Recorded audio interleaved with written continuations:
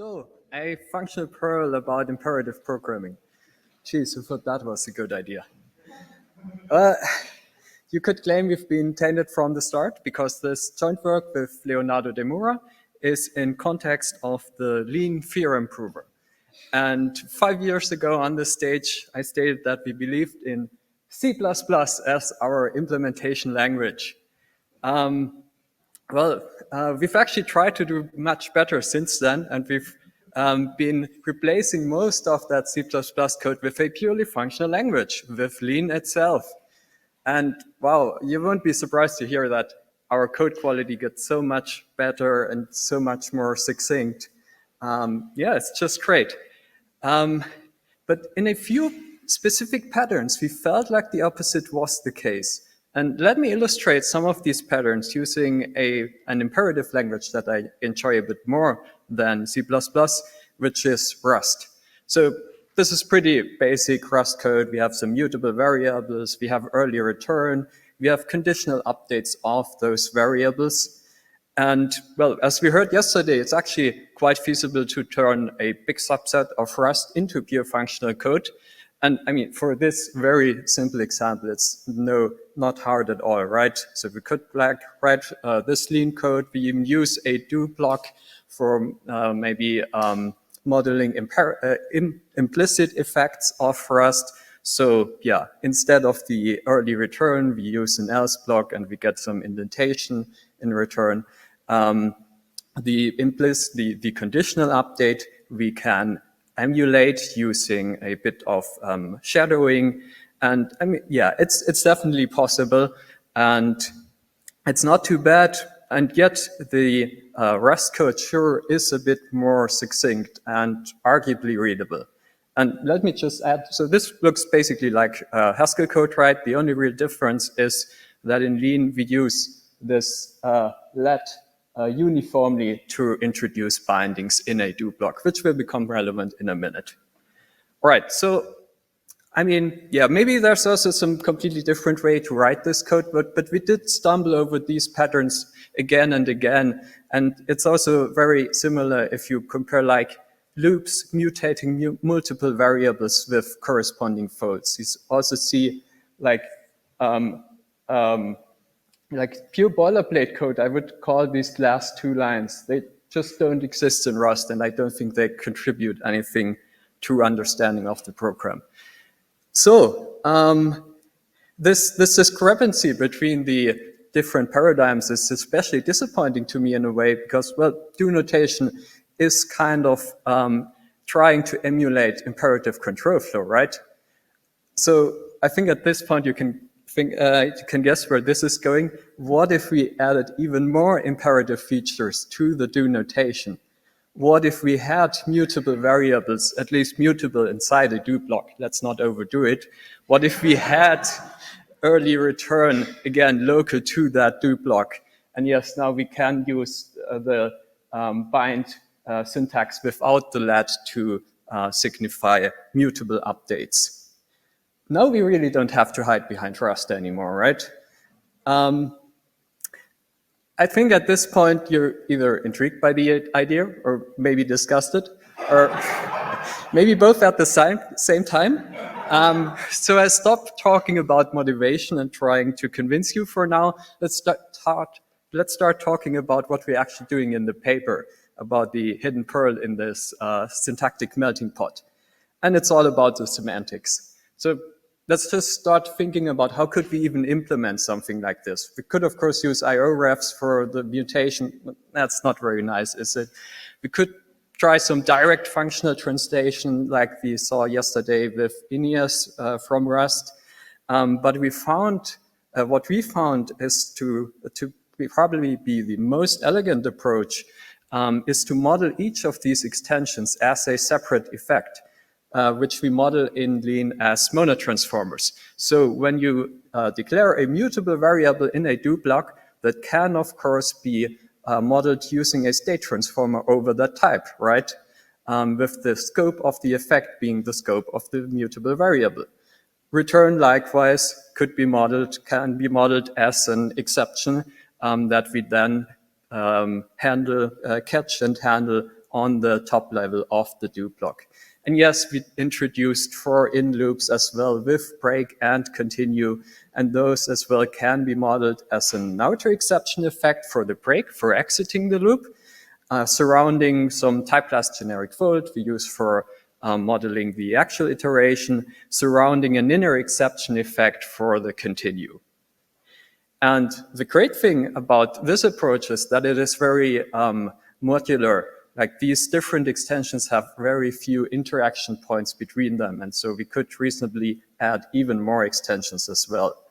And it's completely pure, of course. So we use Lean as a theorem prover in the paper and supplement to show that reasoning about functions using all these extensions is not fundamentally harder or different from reasoning about regular pure functions.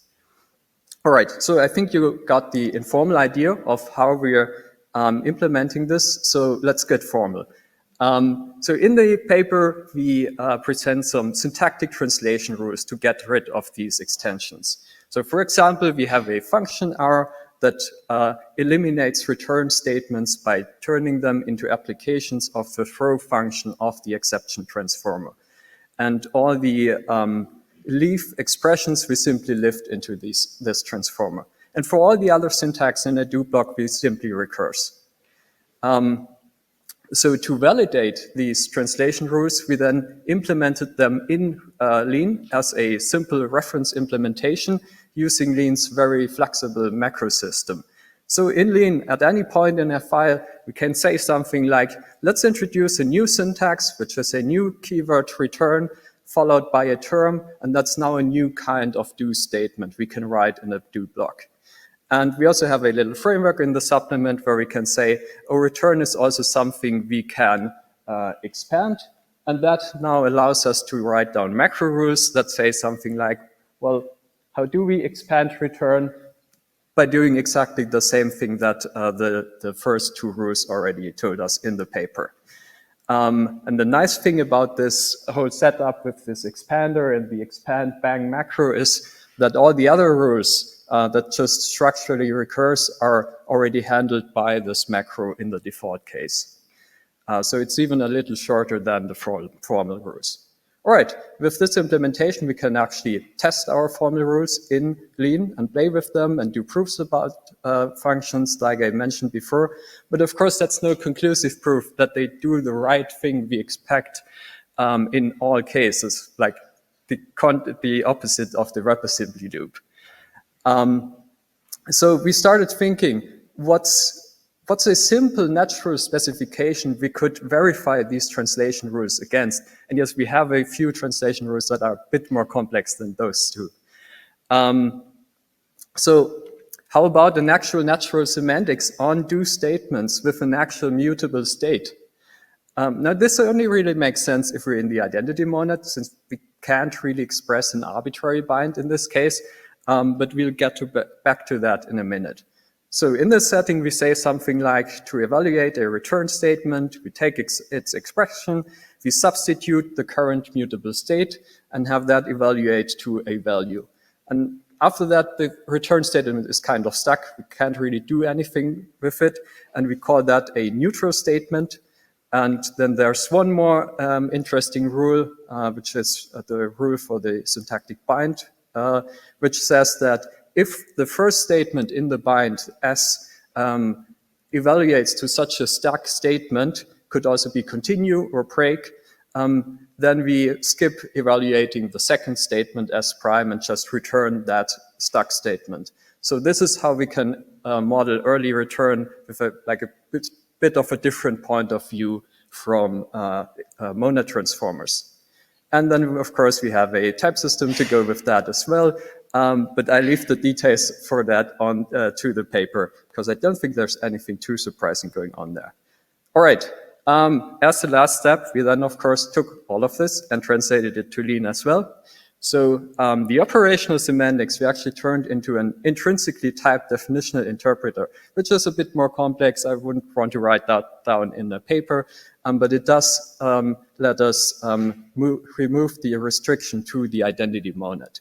So in Lean, we have an embedding of type correct do blocks over an arbitrary monad M, and we have a regular Lean function that takes such an embedding and returns, evaluates that to a monadic value. And I should just say, this thing over there, that's the Lean syntax for type class parameters.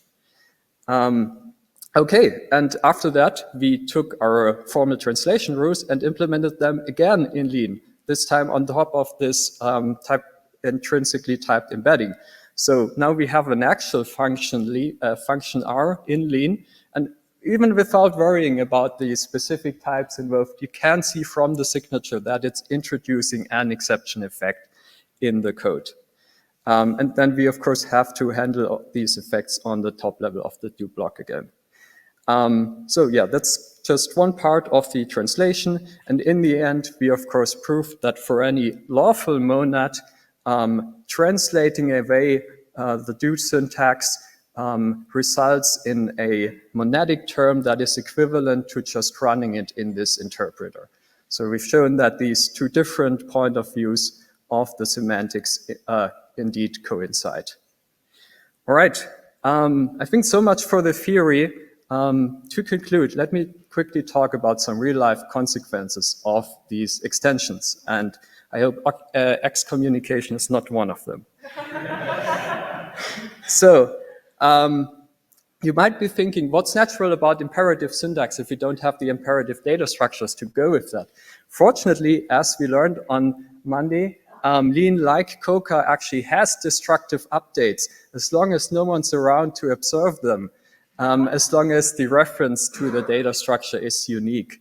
And so we can write down imperative syntax like that, and know it has a pure semantics, but it also has the runtime semantics we would expect from imperative program, like at least the runtime complexity. So all this new syntax actually fits together quite nicely with existing features of Lean and combined to what we've started to call a pure imperative programming paradigm. So what do people think about this paradigm so far? Well, I'm happy to hear your opinion about it. But at least in the Lean community, reception has been very positive so far. So not only is it extensively used in the implementation of Lean 4, which again was the original use case, but also in a majority of the Lean 4 repositories that have been created so far. Lean is still very young. It's not even does not even have a stable release yet. You will find at least one of these features being used.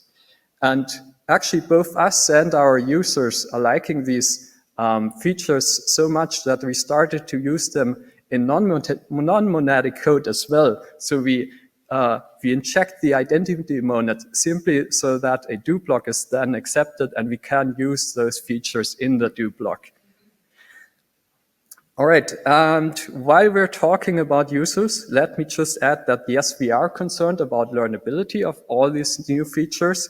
And so we try to counteract on that, for example, in supported editors by highlighting the do block, the do keyword that belongs to a return when you hover over the return, so that you know exactly what do block is exited by the return.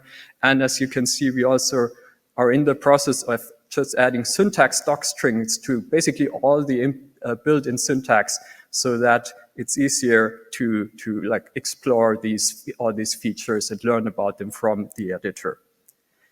Right. So to conclude, I think there's a few different views you can have on our work. As a user, you can just say, oh, this is a nice little paradigm of how I can program now in Lean.